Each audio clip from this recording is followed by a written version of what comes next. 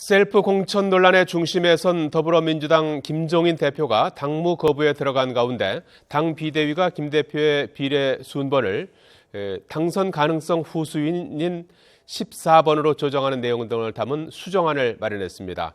새누리당은 공천 갈등의 핵으로 떠오른 유승민 의원에 대한 공천 여부를 내일 최고위에서 최종 결론 내리기로 했습니다. 국회로 가보겠습니다. 이승현 기자.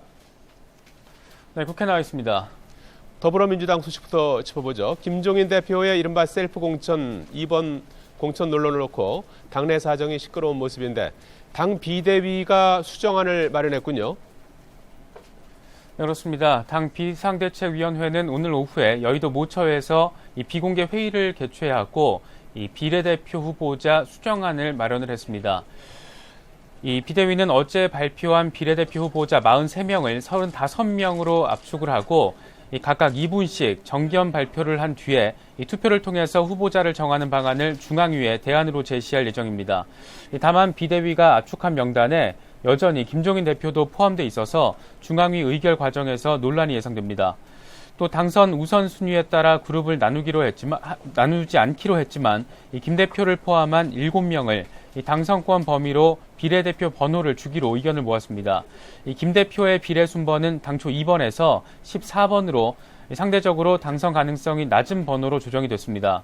또 비례 1번인 박경미 홍익대 수학과 교수의 경우에는 1번을 그대로 유지하도록 했습니다. 비대위는 이 같은 수정안을 마련한 뒤에 현재 김종인 대표와 함께 의견을 조율하고 있다고 김성수 대변인이 전했습니다. 당 중앙위는 오후 5시에 중앙위원회의를 열어서 비대위가 마련한 안건을 놓고 의결을 시도할 예정입니다. 김 대표의 비례대표 공천을 놓고 반발 여론이 만만치 않아서 의결 과정에서 상당한 갈등이 예상됩니다. 김 대표는 앞서서 비례대표 명단이 수정되면 대표직을 사퇴할 것이고 이런 대접을 받는 정당에서는 일할 생각이 없다고 밝힌 만큼 김 대표가 어떤 입장을 밝힐지 또 중앙위가 의결할지 여부 등에 관심이 집중되고 있습니다. 예, 관련 속보 계속 전해주시고요. 새누리당 소식 짚어보죠. 유승민 의원 공천 여부가 초미의 관심사로 떠올랐는데 오늘도 결론을 내지는 못했나 보죠? 네, 그렇습니다. 새누리당은 오늘 최고위원회의에서 유승민 의원에 대한 공천과 관련한 안건을 논의하지 못했습니다. 김태우 최고위원은 오늘 회의를 마친 뒤에 기자들을 만난 자리에서 유승민 의원과 관련된 안건은 내일 저녁에 이 최고위원회를 개최해서 논의하기로 했다고 말했습니다. 앞선 공천위 회의에서 비박계 공천위원들은 유 의원이 적어도 경선을 치러야 한다 이 같은 의견을 피력했지만 이한구 위원장이 유승민 의원 스스로 거취를 결정해야 한다 이렇게 말하면서 결정을 미룬 상태입니다. 유 의원을 둘러싼 이런저런 전망들이 나오고 있지만 총선 일정을 고려하면 어찌됐든 곧 결론이 날 것이라는 전망이 지배적입니다. 후보 등록이 오는 24일부터 실시가 되고 앞서 23일쯤에는 공천자 대회를 열 계획이어서 시간도 상당히 촉박합니다. 유승민 의원 본인은 당의 결정을 끝까지 기다려본 뒤에 거취에 대한 최종 선택을 내리겠다는 방침으로 알려졌는데 공천 결과에 따라서 상당한 후폭풍이 예상됩니다. 이와 함께 최고위는 서초갑 경선에서 패배한 조윤선 전 수석을 서울 용산에 우선 추천하는 방안을 공천관리위원회에 만장일치로 건의하기로 의견을 모았습니다.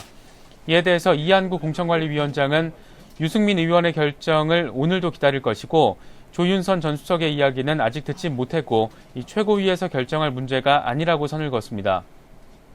특히 내일 최고위에서는 강봉균 선대위원장 영입도 확정 지을 계획인 것으로 알려졌습니다. 이승인 기자, 국민의당도 공천 결과를 속속 발표하고 있죠? 네, 그렇습니다. 국민의당도 역시 오늘 오전에 최고위원회의를 개최해서 공천과 관련한 여러 가지를 의결을 했습니다.